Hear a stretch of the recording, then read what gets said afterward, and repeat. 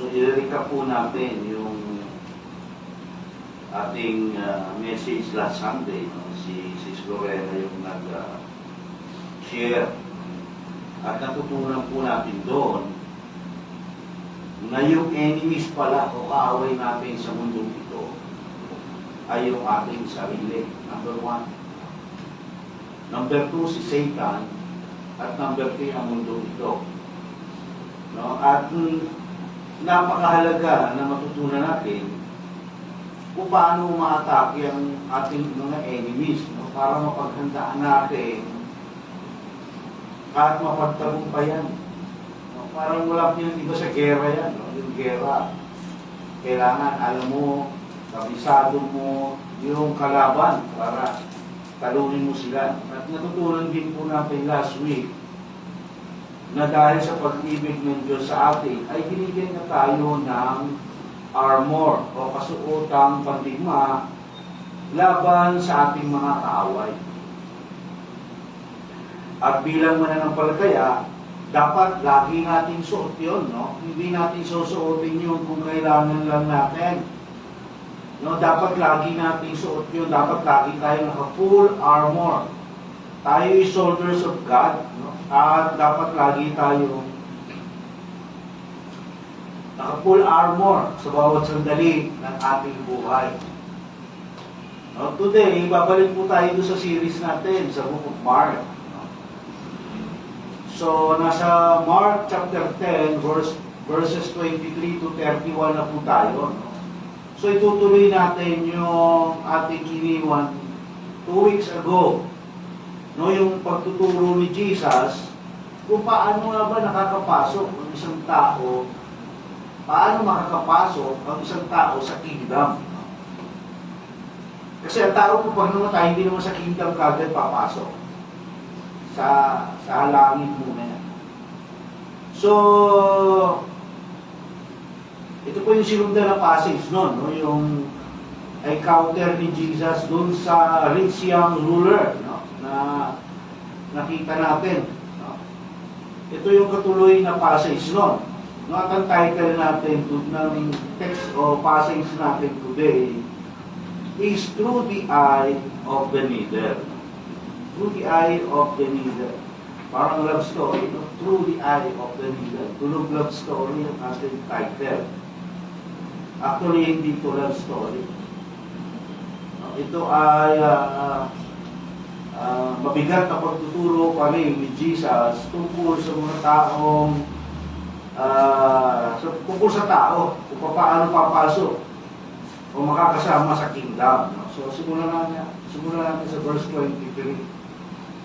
And Jesus, looking around, said to His disciples, how hard it will be for those who are wealthy to enter the kingdom of God. Nung pinagmasdan ni Jesus ang mga nasa paligid niya at sinabi sa mga alagad, tunay ngang napakahirap para sa mayayaman ang makapasok sa kaharian ng Diyos. So tandaan natin yung sinundan nito ang ating text. Yung encounter ni Jesus, yung young rich ruler na nagtanong kung paano siya makakapasok sa kingdom. No? So, nung sinabi ni Jesus kung paano, nalungkot yung young rich ruler at umalis. No? Dahil hindi niya kayang sundin yung inuutos sa kanya ni Jesus, no, ipagbil mo ang lahat ng iyong kayamanan at ipamigay mo sa mga dukha. No? Siguro habang sinasabi ni Jesus itong mga sinabi dito, ay nakatulong siya doon sa papalayong rich young ruler. No? Siguro sabi niya, nakatulong siya gano'n doon sa papaalis na mayaman. Sabi niya, tunay nga napakahirap para sa mayayaman ang makapasok sa kaharian ng Diyos. No? Nakatulong siya gano'n doon. Kasi kaya niya sinabi yun dahil doon sa lalaki. No? So, ang tinuturo ni Jesus sa mga alagad, ay napakahirap. No? Alam mo na, natutunan din natin last time, no? Kung ano ibig sabihin ng mga sinabi ni Jesus. At ang tinuturo ni Jesus dito sa mga alagad ay napakahirap sa isang tao na nakasalalay yung kanyang tiwala sa mga bagay dito sa mundo. No? Na makapasok sa kaharian ng Diyos. No? Napakahirap kapag ang tao nakasalalay yung kanyang tiwala sa riches o yung ino-offer ng mundo ito, napakahirap niyan makapasok sa kaharian ng Diyos. No? Tulad ng mayaman, ng rich young ruler na nagtanong kay Jesus. No? Dapat yung ating tiwala nakasalalay sa Diyos. Di ba nakita natin yung tanong ng rich young ruler? Paano ako makakapasok? Imbis na paano ba, no, ang makapasok? Anong dapat kong gawin para makapasok ako sa kingdom? No, isibihin meron siyang pride, no, na kaya niya pumasok sa kingdom sa pamamagitan ng kanyang lakas, ability, wealth. No? Kaya sinasabi ito ni Jesus. No, imbis na yung tiwala natin nasa Lord, yung tiwala natin, karamihan sa ating tiwala, nasa wealth, nasa kakayanan nila, nasa mundo ito, kung sino yung mga kakilala nila, kung ano yung katayuan nila sa mundo ito. No? Tulad ng lalaking ito, matandaan natin, na yung pinag-aaralan natin dito sa Mark, yung continuous yung pagtuturo ni Jesus sa mga alagad in preparation for their ministry. No? Inihahanda sila ni Jesus sa kanilang ministry. No?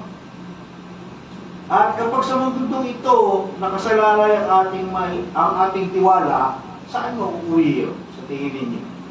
No, pag sa mundong ito nakasalalay yung ating tiwala, mauwi yun sa eternal separation from God, which is the second death. No, yun yung tinatawag na pangalawang kamatayan. No, kapag tayo nagtiwala sa riches o sa ino-offer ng mundong ito kaysa sa Diyos, no? Ang sasapitin natin sa eternal separation from God. No? Which is the second death. Yun yung meaning ng second death.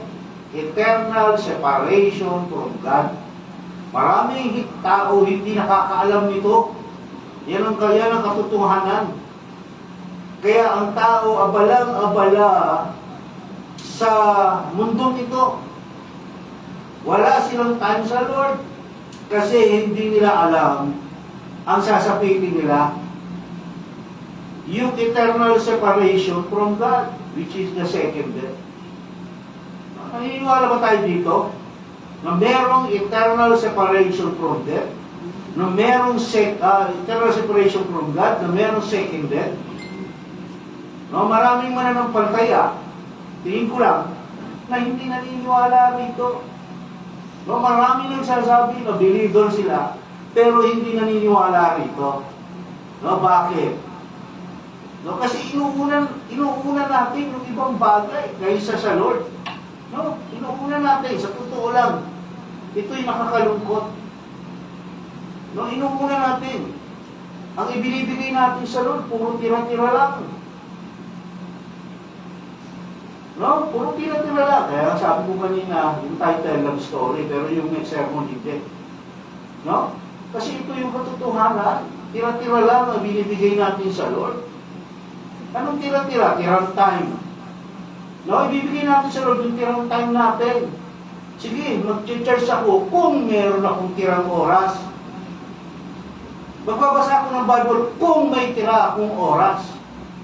Mag-offering ako sa church kung may tira akong pera. No? Mag-ministry ako kung meron akong time.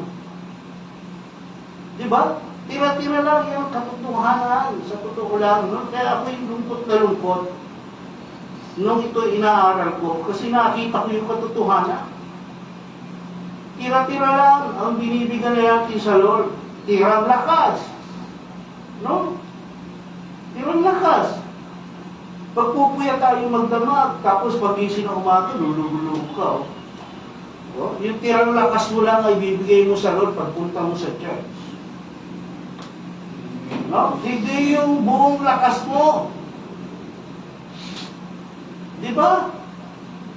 Anong sabi ng Revelations 21:8? Sabi ng Revelations 21:8, Revelation, yung pahayag, ito yung prophecy ni John, no? Sa end of times. But for the cowardly and unbelieving, no? And abominable, and murderers, and sexual immoral persons, and sorcerers, and idolaters, and all liars, their part will be in the lake. No? Ito ang hindi alam ng marami. Their part will be in the lake that burns with fire and brimstone, which is the second death. Ito yung sinasabi ko kanina. Kaya marami sa atin, haya, relax. Okay lang yan. No, hindi natin alam na mayroong second death. Ano yung second death na yun? Lake that burns with fire and brimstone. No, sa Tagalog. Subalit malagim. Tingnan niyo yung word na ginamit ni Paul. No? Ni Mark. No? Malagim ang kasasapitan ng mga duwag. No? Mga taksil. Mga nagpapasasa sa kasuklab-suklab na kahalayan ng mga mamamatay tao, ng mga nakikiapig, ng mga mangkukulam, ng mga sumasamba sa Diyos-Diyosan, at lahat ng mga sinungaling. No? Ang magiging buhay nila ay salawa nagliliyab na asupre. No? Eternal. No? Nalimutan idagdag ni Mark yung word na eternal. No? Ang magiging bahagi nila ay, bahagi ba yun? Magiging bahagi nila sa lawa ng nagliliyab na asupre habang buhay. Dapat yan meron. Ito ang pangalawang kamatayan. Kahit pa, ngayon, iba dyan, tulog pa eh. Saan patulog eh? Kaya mo na yan si Lord. Next week na lang. Nakakasiguro ka ba meron kang next week? Sino dito nakakasiguro may next week pa siya? Wala. Yung bukas lang hindi tayo nakakasiguro kung meron tayo eh. No? Tandaan natin, walang second chance. Pag namatay tayo, physically, final na yun. Hindi, wala na second chance. Kaya nga, laging sinasabi ng Lord, magbantay kayo, magpuyat kayo. Hindi yung literal na magpuyat, ang ibig sabihin mo, magbantay. No? Magbantay kayo, magpuyat kayo. No? Kasi walang nakakaalam kung kailan tayo mamamatay. Physically. No? Walang nakakasiguro kung tayo may bukas pa. No? Yung Katal Rico J may bukas pa, pero hindi niya sinabi na walang nakakaalam. Walang nakakasiguro. No? Huwag natin susubukin ng Diyos. Yung iba sinusubok nito, okay lang yan. Ang Diyos natin ay pag-ibig. Oo, tama ka. Pero ang Diyos natin, matuwid. Nagpaparusa yan, walang kasalanan hindi pwedeng pagbayaran. Kaya pag nagkasala tao, pagbabayaran niya yan. No, ay, pinatawad na lang ng Diyos yung kasalanan ko. Namatay na si Kristo sa krus eh. Oo, pinatawad niya. Pero, yung gagawin mong kasalanan, may consequence. No?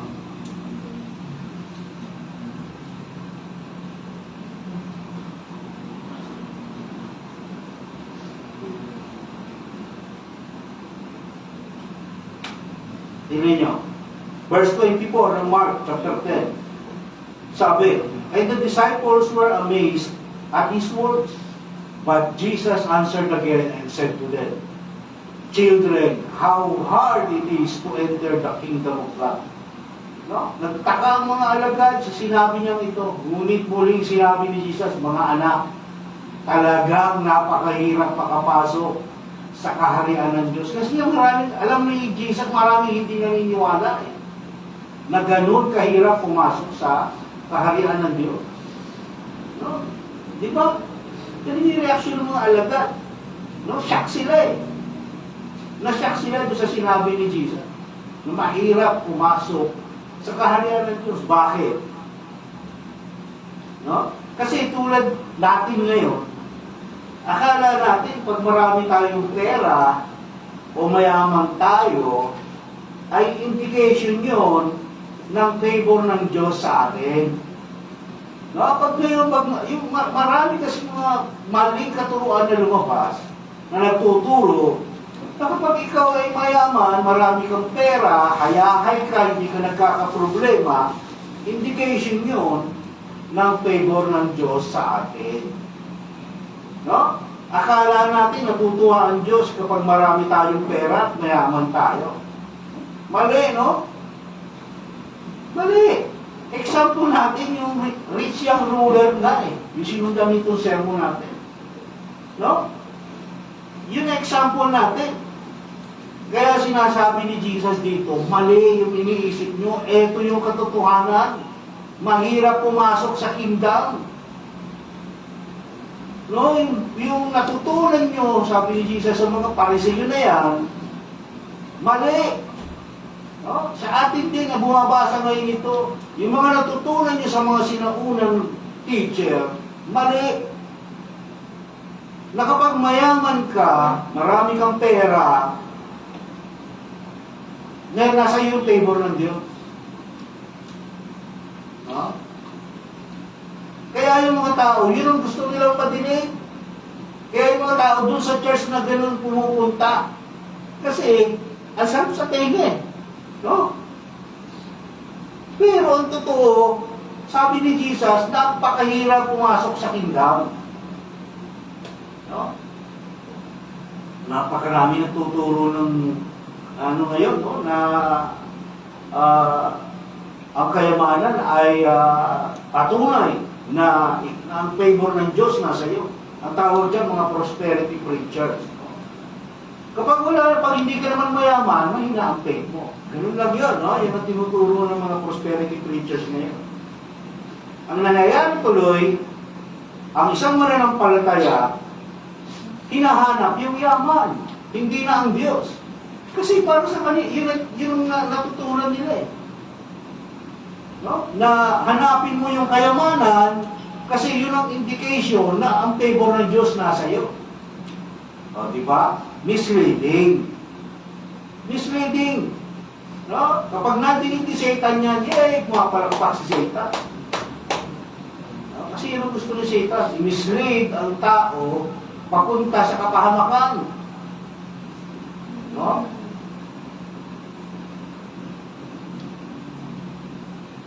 Ang hinahanap ng tao, yaman. Hindi ang Diyos. Very unbiblical ito. No? Very unbiblical. Kaya na nakakahabag yung mga tao na nasa ganung congregation. Nakakahabag sila, kasama dapat yun sa mga pinapanalangin natin na ma-rescue sila doon. No? Kasi, yung ganong paturuan, panahon pa ni Jesus yun. No? Dito pa lang, itinuturo na ng mga Pariseo, galing sa mga Pariseo yung paturuan na yun. Na yung favor ng Diyos, example nila, alam niyo kung sino? Si Abraham. Ginagawa yung example niya. Narinig ko na minsan si Kenneth Copeland, no? Nag-preach tungkol doon. Ang example niya, si Abraham. No? Kaya nakakalungkot talaga. Kaya yung mga alaga, hindi sila makapaniwala. Nung marinig nila yung kay Jesus, napakahirap pumasok sa kingdom. Kaya inulit ni Jesus yung mahirap pumasok sa kingdom. Pag inulit, ano yung sabihin? Ha? Importante, mahalaga, kaya inuulit ni Jesus, no? Ang katotohanan niya, yung kasinungalingan, napakahirap bitawan.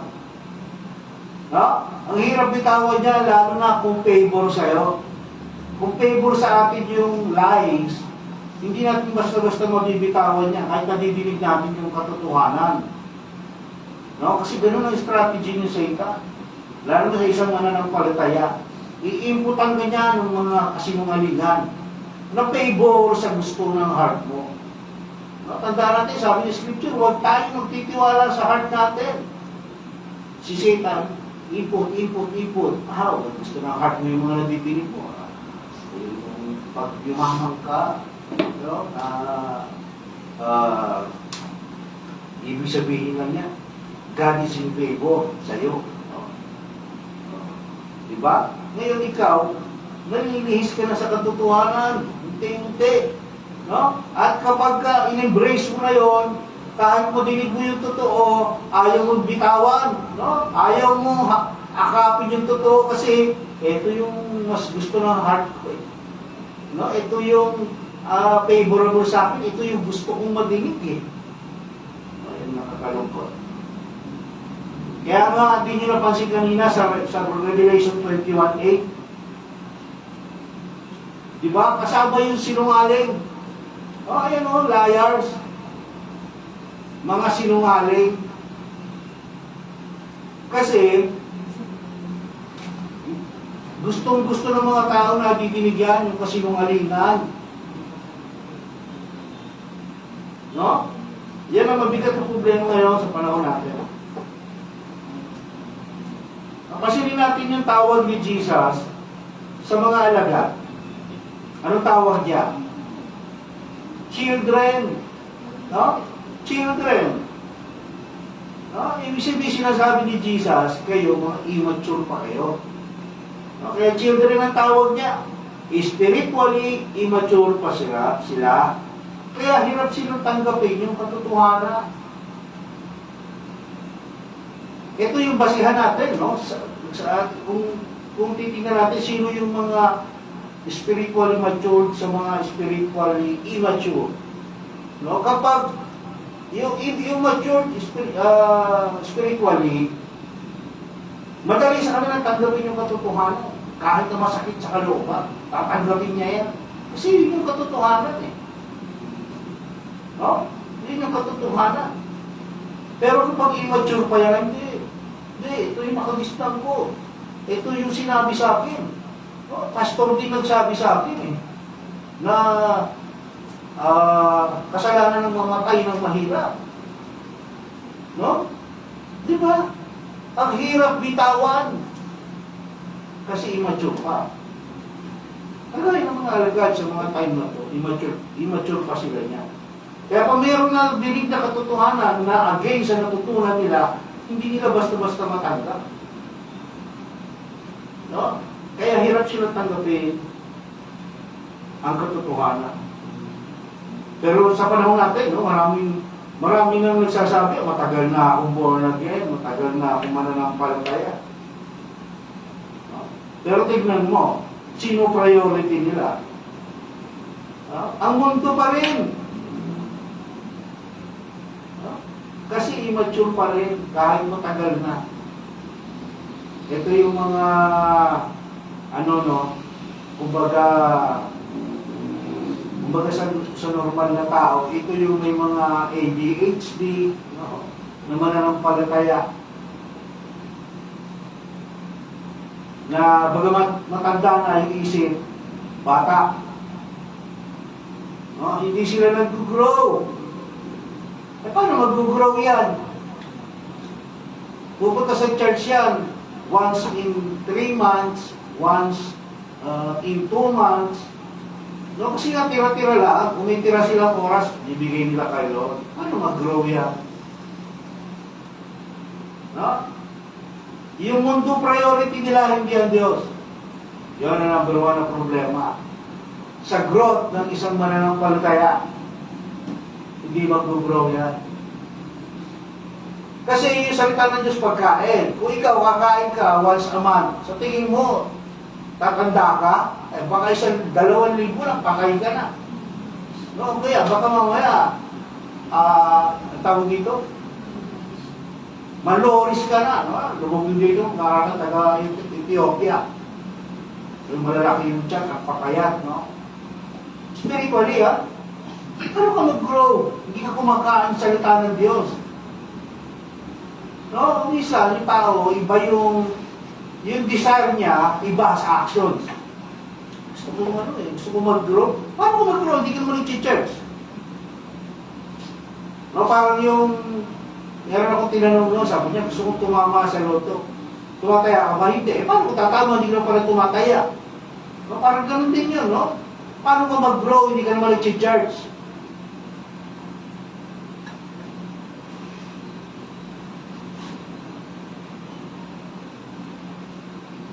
Verse 25. No, hindi nyo nakita, no? Kung babalikan natin yung ating pinag-aralan sa Book of Mark. Itong mga alagad, no? Parang tayo talaga, bugbog sarado sila sa sermon kay Jesus, no? Dahil, ang titigas talaga ng ulo nila. Katuturo lang ni Jesus, ilang oras lang, wala na. Ano sabi sa verse 25? It is easier for a camel to go through the eye of a needle. Ito yung title natin. Than for a rich man to enter the kingdom of God. Tagalog, mas madali pang dumaan ang kamelyo sa butas ng karayom, no? Kaysa isang mayaman na mapabilang sa kaharian ng Diyos. No, ang tawag dito, hyperbolic illustration. Describing the difficulty, not impossibility. No? Hyperbolic illustration. Madalas gumamit si Jesus niya. Ang tawag natin niya sa madaling salita, exaggeration. No? Nag-exaggerate si Jesus pag nagkwento para i-highlight yung intensity nung sinasabi niya. No? Sinasabi niya, it is easier for a camel. So, ibig niya sabihin, napakahirap sa isang taong mayaman ang pumasok sa kingdom. No, hindi niya sinasabi hindi pwede pumasok sa kingdom ang mayaman. Wala sinasabi si Jesus ng gano'n. Ang sinasabi niya, napakahirap. No? Kaya nga gumagamit siya ng exaggeration. No? Sinasabi ni Jesus, imposible makapasok sa kingdom. No? Kahit anong gawin nating effort. No? Hindi yung effort natin ang magpapasok sa ating sa kingdom. Kung hindi yung faith natin kay Jesus, yun ang sinasabi ni Jesus dito. Kaya nga sinabi niya, I am the way, the truth, and the life. No one comes to the Father except through me. No? Kahit anong gawin yung effort, hindi kayo makakapasok sa kingdom. It is only through me. Yung faith lang sa akin. Sabi ni Jesus, palitan nyo na yung system value nyo. No, yung value system pala, baliktad. Palitan nyo na yung value system nyo. From worldly to godly. No? Worldly to godly, yung rich young ruler, ang value system niya, ang mahalaga, yung kayamanan, yung status sa lipunan, yung kung ano yung meron ka. No? Pero sa ron, hindi ganon. Di ba natutunan natin yun? Yung sistema ng mundong to, hindi yan katanggap-tanggap sa Diyos. Kaya huwag natin i-embrace. Huwag natin i-depende yung ating kaligtasan sa sistema ng mundong ito. Tanging yung sistema lang ng Diyos ang katanggap-tanggap sa Kanya. Bakit hindi katanggap-tanggap yung sistema ng mundong ito? Kasi sino ba nag-ahari ngayon sa mundong ito? Si Satan. No? Inagaw niya yung dominion from galing kay Adan. No? Si Adan ang binigay ng Lord yung dominion sa mundo kay Adan. Ngayon, inagaw ni Satan yun, kaya niya tinukso si Adan. Diba? Sasabihin natin, bakit? Ang Diyos ko, ang Lord na may likha, pero yung dominion. Diba kaya nga nung tinukso si Jesus, sabi ni Satan, ibibigay ko sa iyo lahat yan. Yung dominion dyan. Sumamba ka lang sa akin. No?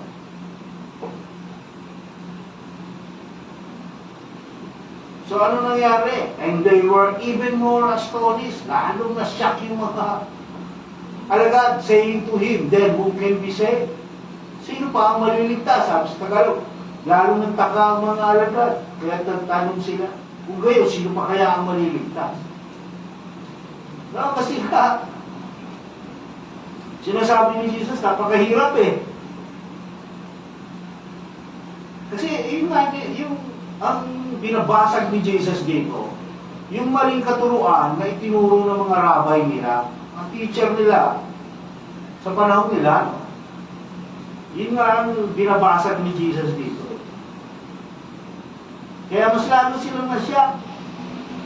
Kaya nagtanong sila, sino pa maliligtas? No? Dahil yung katuruan na yun, isipin mo, yung mga Israelita, sila, by the age of 12, 13, tinuturuan na yan, dinudoktrinahan na yan sila. No? Kaya sa kanila, kahit yung mga Muslim, ganun din. Napakaganda, no? 12, 13, dinudoktrinahan na yan.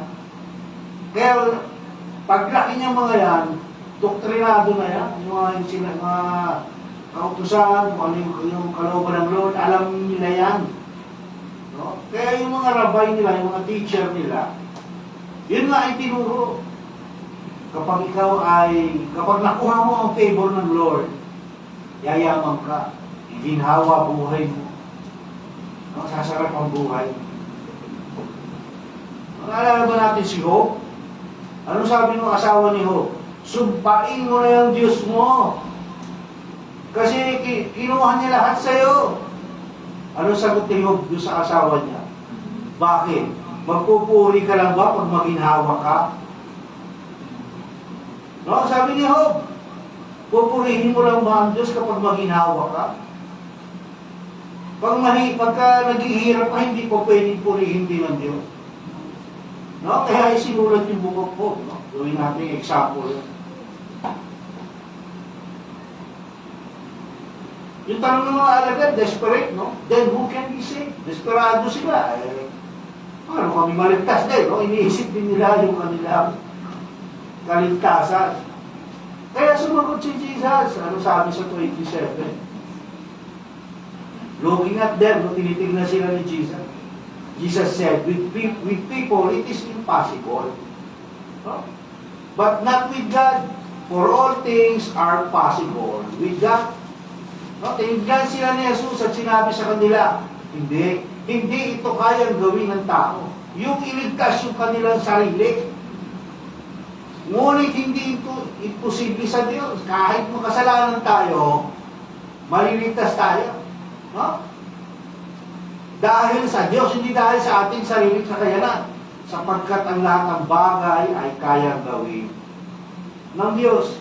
No, kaya nga, ang Diyos ang gumawa ng solusyon eh. Para tayo magkaroon ng kaligtasan dahil hindi natin kaya iligtas yung ating sarili. O yun yung gospel, di ba? Ang Diyos ang gumawa ng paraan. Kaya nga nagkatawang tao si Jesus, di ba? Kasi nga hindi natin kaya. Pero sa Diyos, posible ang lahat. Kaya meron tayong hope. Meron faith. Doon lalabas yung faith kung tayo naniniwala dyan. Na lahat posible sa Diyos. Kaso ang mabigat, alam ko marami sa atin hindi naniniwala rito na posible lahat sa Diyos. Kasi marami ang hindi nagtitiwala sa Diyos. No? Eh kung di ko uunahin to, paano naman kami? Anong kakainin namin? No? Kung hindi ako magtatrabaho ng linggo, eh paano? Anong kakainin namin? Pagtitiwala ba yun? Ina-apply ba natin yung all things are possible with God? No? Hindi. Ibig sabihin, hindi tayo naniniwala rito. Yun ang problema ng tao. No? Hindi naniniwala sa salita ng Diyos. No? Kasi, yung ginagawa mo against doon sa sinasabi mo pinaniniwalaan mo. All things are possible with God. Yes, I believe. Pero hindi mo kayang ipagpalit yung linggo sa Diyos. No? Unahin ko muna yung trabaho kasi wala kaming kakainin kapag hindi ako nagtrabaho ng linggo. Nasaan yung all things are possible with God? Nasaan yung dependence mo sa Diyos? Di ba?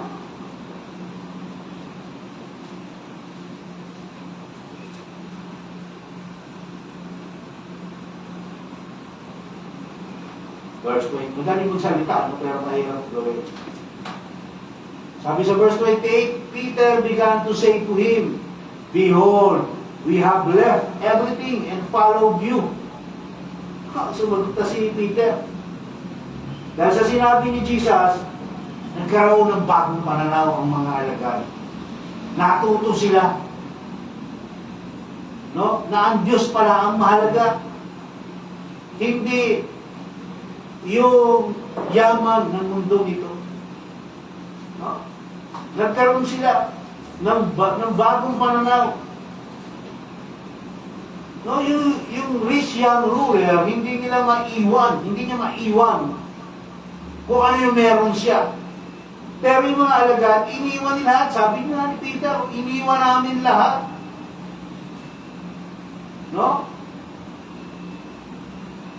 Kung baga tinatanong ni Peter, paano ba nagana yung kingdom economy? Paano ba ang labanan ng rewards? Ayan ang tinatanong ni Peter, iniwan namin lahat. No? Sabihin, nakakomply kami sa gusto mo. No? In compliance kami, ang lagay No? Ganun naman sa madaling salita, yung sinasabi ni Peter, ang lagay ano magiging reward namin? Sa ginawa namin, sacrifice yun. No? Yung iwan mo lahat. No, iniwan nila yung trabaho nila, si Pedro, si Andrew, si John, si James, mga marinista, no? Nung tinawag sila ni Jesus, hindi na nila naibenta yung mga bangka nila, iniwan na lang. Sumunod sila kay Jesus. No, wala nang wait, wala na. Nung tinawag, sumunod kay siya, sunod. No, wala nang wait, Lord, ibenta ko muna itong bangka ko, hindi na, iwan mo na yan. No? Yun yung sinasabi ni Peter kay Jesus, pinapaalala niya. Lord, kami iniwan namin lahat. Sumunod kami sa iyo. No, yung tawag natin, anong tawag natin doon? Cause of discipleship. No? So, verse 29, Jesus said, Truly I say to you, there is no one who has left house or brothers or sisters or mother or father or children or farms for my sake and for the gospel's sake. No? Actually, hanggang 30 yan. Basahin mo natin. Except one who will receive 100 times as much now in the present age. No? Houses and brothers and sisters and mothers and children and farms along with persecutions and in the age to come, eternal life. No?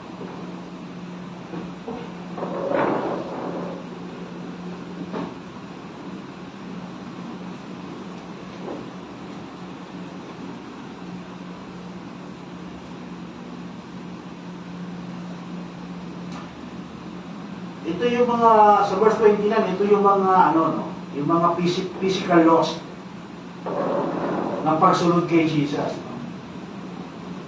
Yung laws sa family, hindi ko ibig sabihin na itatakwil mo sila. Ang ibig sabihin nito, kung dati priority mo, bahay mo, ano yan? Si Jesus dapat. Kung dati priority mo, mga kapatid mo, ano yan? Si Jesus dapat. Dati priority mo, mga magulang mo, wag na yan, si Jesus na dapat. Dati priority mo, mga anak mo, wag na yan, si Jesus na dapat. Dati priority mo, trabaho mo, wag na yan, si Jesus dapat. No? Hindi sinabi ni Jesus dito na iwanan, takwil. No? Kung hindi, yung priority mo, dapat si Jesus na. No? Si Jesus na. Kasi yung iba, ay hindi eh. Kasi, may pakano ko ng kapatid ko eh. Meron kaming outing eh. No? Linggo. Sino priority mo?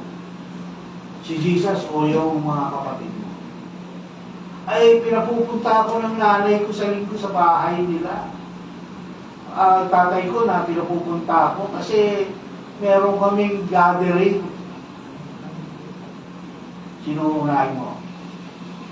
Nanay mo? Tatay mo? Iimbitasyon nila? O si Jesus? Di ba may solusyon naman? Sabihin natin sa mga magulang natin, tay, nay, alam niyo naman, born again ako, pag linggo yung aming service eh. Baka pwedeng gawin nyo na lang Sabado yung gathering natin. Ang ganun din mga kapatid mo, may handaan ka. Pwede ba gawin mo na lang Sabado yan para maka-attend ako? Sa trabaho, yung farms dyan, ano yan eh. Kasi yung farm, doon sila nagtatrabaho. Sa trabaho, ibig sabihin mo. Sa trabaho dyan, maka-attend sa linggo. Trabaho po. No? Hindi ka pa pwede mo paalam sa boss mo. Boss, pwede ba? Every Sunday, libre mo na ako. No, yun ang pinaka-day ko kasi born again po ako. Kami po mga born again pag linggo nag-church kami, mahalaga po yun sa amin. No, kasi yun lang po yung time namin na pwede ibigay para sa Lord. No? Pag hindi ka pinayagan, hindi galing sa Lord yung trabaho mo. Ganun lang yun. Ang Lord mo magbibigay pa ng trabaho sa iyo na mawawalan ka ng time sa Kanya? Diba? Common sense lang yun. Hindi na natin kailangan hanapin sa Bible. Common sense. Bibigyan ka ba ng Lord ng trabaho na mawawalan ka ng time sa Kanya? So, ibig sabihin yung trabaho, hindi galing sa Lord. Okay, no? Sabi, for my sake, and for the gospel's sake, no? Tandaan natin, hindi ito galing sa akin. Ang lahat ng ito ay galing kay Jesus. Sinasal si Jesus ang may sabi nito. Nire-relay ko lang sa inyo. No? Kaya nga sabi ng mga alagad, iniiwan nila yan. No? Kasi ang priority nila ngayon, sumunod kay Jesus. No? Mapapasana all ka na lang eh. Sana all. No? Sana all tayo, ganun din ang priority natin. Pero hindi. Kasi takot tayo, no? Takot eh. Meron tayong doubt. No, hindi natin pinangahawakan yung promises. No?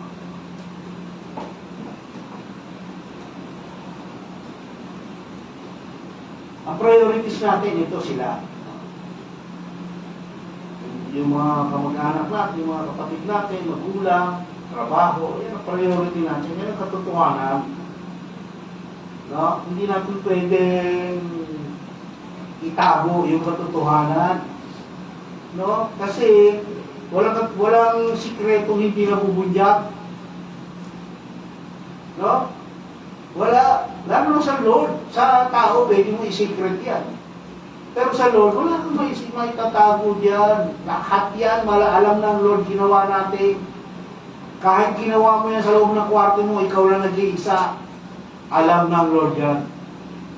Hindi mo pwedeng itago yan. Mabuti pa, i-confess mo na yan. Ihingi mo na ng tawad yan. Huwag mo na patagalin pa. Okay, verse 30. No? Sabi, 100 times. No? Sabi, 100 times. Times 100. Meron bang investment dito sa lupa na times 100 ang kita? Wala. No, meron siguro scam. Kung sasabihin siya, times 100 ang investment mo. Scam.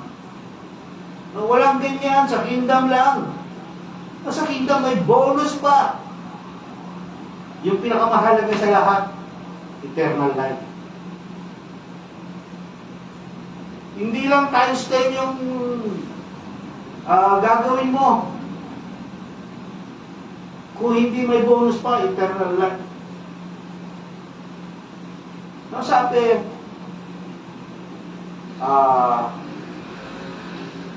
tatanggap sa buhay na ito 100 ulit pa ng mga iyon. No? Mga bahay. No? Sa kingdom, mamili ako. Gusto mo yung isang buong yung isang buong probinsya, gawin mong bahay mo. No?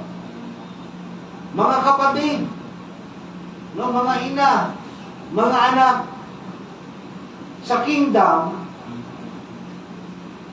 diyan magsasama-sama yung mga spiritual na magkakapatid. Ganayin natin. No? Sa kingdom, magkakasama tayo. Kaya tandaan natin, mas matagal tayo magkakasama-sama kaysa ilan sa mga kamag-anak natin. Kaya nga sinasabi ni Jesus, huwag nyo i-prioritize yung mga yan. Kasi dito lang sa lupa nyo yan, mga kapatid, mga magulang. Pero sa heaven, sa kingdom, spiritual brothers and sisters ang kasama nyo. Tayo. No? Kaya huwag nyo masyadong ilagay yung inyong heart sa kanila. No, hindi ko sinasabing itakwil natin yung mga kapatid natin, mga magulang natin, hindi. Huwag lang natin silang gawing priority over God. Yun ang sinasabi ko. At yun din ang sinasabi ni Jesus. Dahil yung reward kapag sinunod natin si Jesus, times 100. No? 7 yung kapatid mo dito sa lupa. Sa langit, bibigyan ka ng 700. Times 100 eh. No, nanay. Isa lang nanay natin, no? Sa langit, 100. Ang tanong, bakit walang tatay? No? Sabi, houses and brothers and sisters and mothers and children and farms. No, yung bahay natin ngayon, 50, 100 square meters na. Sa kingdom, isang buong barangay, sa iyan. No? Buong Buena Vista Tree, akin yan, sa kingdom. No? Si Paul sa iyo lang Buena Vista 2, ha? Para magkapit bahay ka. No? Ganun sa kingdom. Ang tanong, bakit wala ang tatay? Kasi iisa lang ang tatay natin. Hindi pwedeng palitan. Ang Diyos Ama. No, bibigyan tayo spiritual brothers, spiritual mother, spiritual children, pero iisa lang ating spiritual father. Kaya wala dyan sa listahan. Ang Diyos Ama, iisa lang. No, kahit isa-isa lang yan. Yung ating tatay dito sa lupa, pag nakasama natin sa langit yan, kapatid mo na lang yan, hindi mo na yan magiging ama. Kasi isa lang ama natin, ang Diyos Ama. Hello guys, si Mariana, si Brother Angelo. Pag nasa langit na kayo, magkapatid na lang kayo, hindi na kayo mag-ama. No? Pwede mo na, si Mariana, pwede mo na pagalikan si Guru Angelo. Kasi magkapatid na lang kayo. Makakabawi ka na. O ganyan, sa kingdom, no? Magkapatid na lang yan. Wala nang, hindi na yan magiging ama. So lahat ng sacrifices natin, sabi ni Jesus, merong reward, no? 100 times sa kingdom. Kaya, ito lagi ang iisipin natin. Ito ang gawin natin motivation sa ating buhay. No? Yan lagi.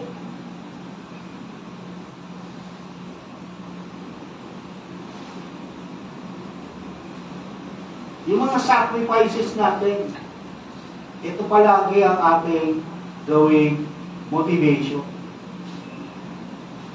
Para hindi tayo manghinayang, mag-o-offering ka sa church. Ako, kakapanghinayang naman. Bibigay ako ng 1,000. Eh, ano sabi times 100? Magkano yun? 1,000 times 100. 100,000! Eh, kung sa loob ng parang buhay mo, nakapag-offering ka ng 1,000,000, eh, di may 100 million ka. No? Worth of gold. Gold, inaapakan lang noon. May mga plus-plus pa yan. No? May mga plus-plus pa. Yung mga reward, ano yung mga plus-plus? Eh, tingnan natin. Sabi sa Matthew 19, verse 28, and Jesus said to them, truly I say to you, that you who have followed me in the regeneration, when the Son of Man will sit on the glorious throne, you also, sabi, you also shall sit upon 12 thrones. No? Sinasabi ni Jesus to sa 12 alagad. You also shall sit upon 12 thrones, judging the 12 tribes of Israel. No? So itong reward na to, hindi lang to exclusive para sa mga 12 apostol. No, sila, yung 12 tribes ang kanilang i-judge.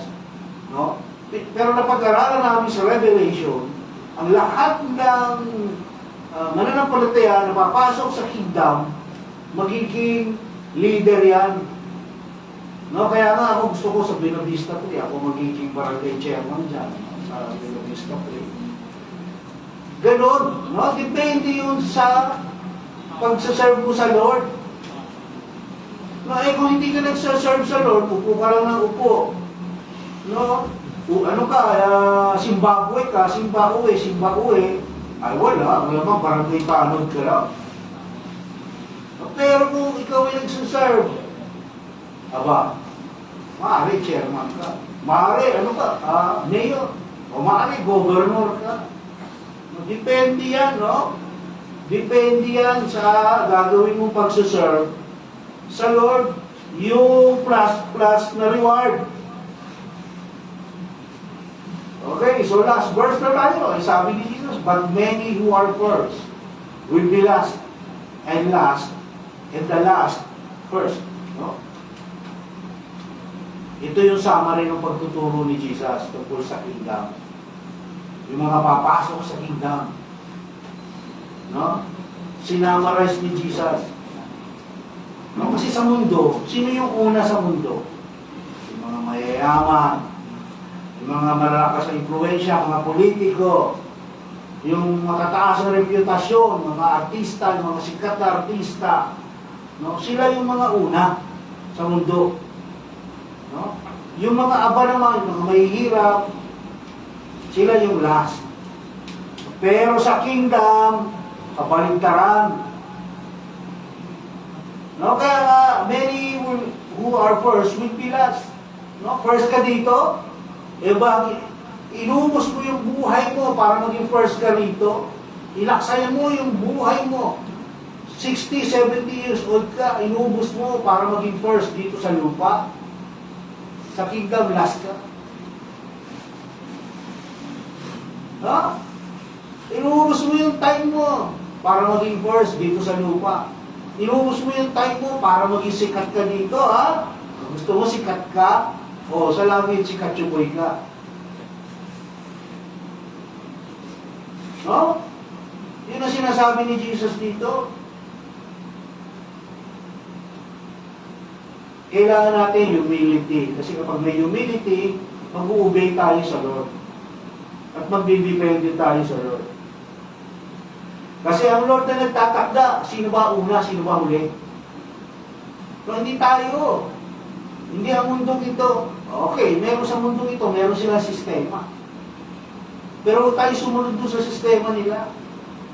Kasi, tayo temporary lang sa mundong ito. Passers-by, di ba? Yun ang tawag sa atin. Pag sabi mo passers-by, yung dumadaan ka lang ng gano'n. No?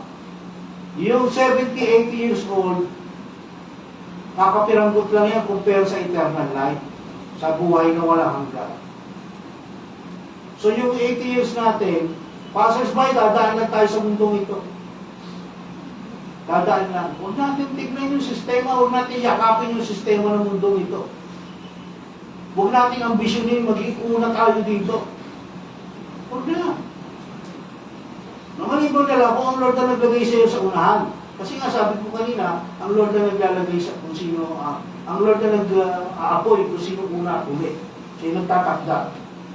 Pero kung uubusin mo yung panahon mo para maging una sa mundong ito, ay, kawawa ka naman. No? Kasi hindi nga pwede, we cannot serve two masters, no? Hindi pwedeng naglilingkod ka sa church, tapos naglilingkod ka sa mundo. Posible ba yun? Hindi pwede yun. Atingin mo yung katawan mo. Hindi pwede. Isa lang. Either mag-serve ka sa Lord o mag-serve ka sa mundo. No? At ang siyempre, dapat sa Lord tayo. Kasi eternal nga eh. Ang target natin, mindset natin, eternal. Huwag yung mga temporal na yan. Temporal lang yun eh. So, ang mabigat kasi yung pag nandun na tayo sa langit, sayang, no? Hindi ako naniwala sa salita ng Diyos eh. Inuubos ko yung panahon ko sa sige, hindi ako nakakapag-church. Mabuti ako makaabot ka pa nung kapasok ka pa sa langit, no? Tatanungin ka ng mga angels, no? Anong ebidensya mo na pwede ka pumasok rito? Tanungin ka, ano pag ginawa mo? Wala akong ginawa eh. Paglinggo, nasan ka? Paglinggo? Gano'n ka pa kunyari, hindi mo alam paglinggo. Yung mga, gano'n kunyari, parang hindi alam, paglinggo. Wala, sa bahay lang ako. Wala, andun ako sa swimming, no? Andun ako sa sine, andun ako sa mall. No? Oh. Paano ka ngayon papasok dito? Yeah. Pero meron nakakapasok. Kahit walang gumawa. Ano dapat na sagot? Kasi si Jesus, pinapasok ako rito. Kasi nga, hindi naman tayo nasisave sa ating mga ginawa. So, yun ang ibig sabihin ni Jesus dito.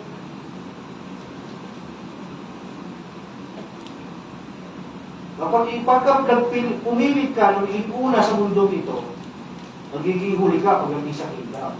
Kung makakapasok ka sa kingdom.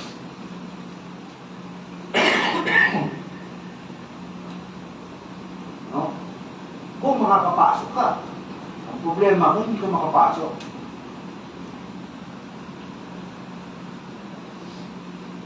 Pero ang good news,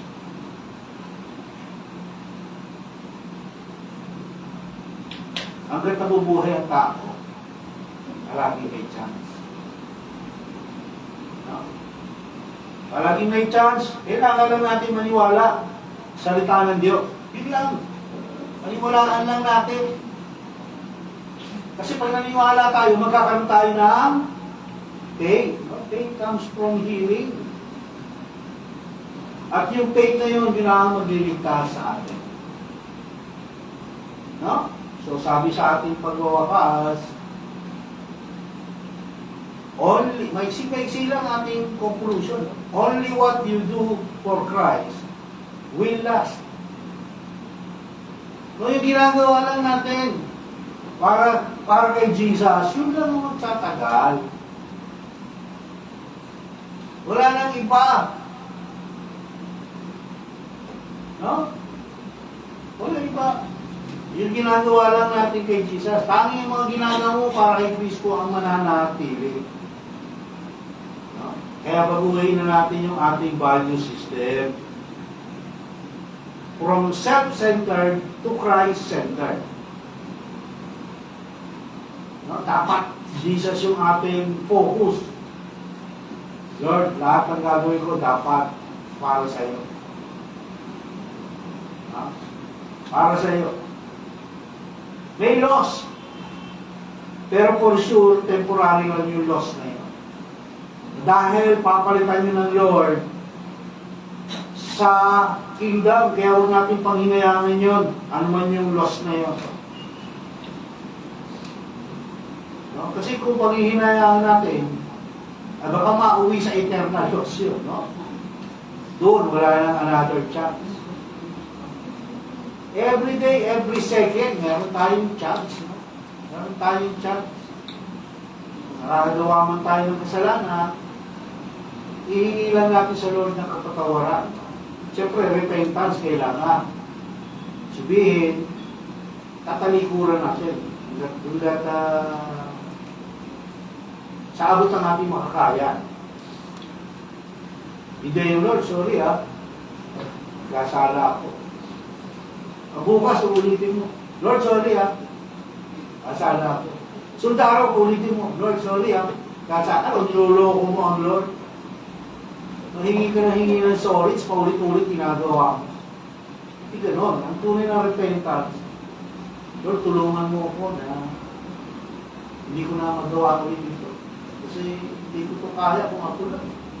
So, daig ako ng aking laman. Yung flesh, daig ako, nadadaig ako ng flesh. Kailangan ko yung tulong. Kaya habang tinutupad natin, yung mga layunin ni Kristo, yung mga gusto ni Jesus, sa buhay na to, habang ginagawa natin yung layunin ng Lord sa buhay na to, alalahanin natin na yung buhay na to paghahanda lang para sa susunod. No? In preparation for eternal life, yung ginagawa natin dito. Mas maganda ron. Yun ang promise ng scripture. Mas maganda doon kaysa dito. Kaya yung investment dapat sa langit. Kasi times 100. Tayo maniniwala kay Chinkitan. Yung investment dito na uubos yun. Hindi natin pwedeng dalahin sa langit. Yung investment dito. Mabigat pa nun, baka yung investment mo rito, yun ang magdadala sa iyo sa impyerno. No? Kaya mag-invest tayo sa langit. Dahil nandun yung ating future. Yun ang alalahan. Maliban na lang kung di kayo sigurado. Ako, nakakasiguro ko, no? Ito yung pinahahawakan ko na yung future ko sa langit. No, hindi yung masama, hindi yung pagyayabang, no? But we need to claim. No, dapat i-claim natin yung ating salvation. No, dahil pinangako ng Lord yan. No, kaya ako, nag-i-invest ako hindi dito sa lupa. Nag-i-invest ako sa langit. No, kasi nga gusto kong maging chairman ng barangay Buena Vista Creek. Yun ang hinahabol ko, ang reward ko. No? So dapat tayo ganun din, no? Huwag tayo mag-aalinlangan sa ating salvation. Kapag nag-aalinlangan tayo, mabigat problema yan. No? Problema yan pag wala kang assurance sa iyong heart na ikaw ay ligtas. May pag-pray mo yan, na Lord, meron akong doubt na parang hindi nararamdaman ko, hindi pa ako ligtas. No? Kasi kapag meron kang doubt na hindi ka pa ligtas, matatakot ka mamatay. Kasi hindi ka sigurado eh. Lord, may doubt ako Huwag mo muna akong kukunin Kasi baka hindi ako ligtas pa eh.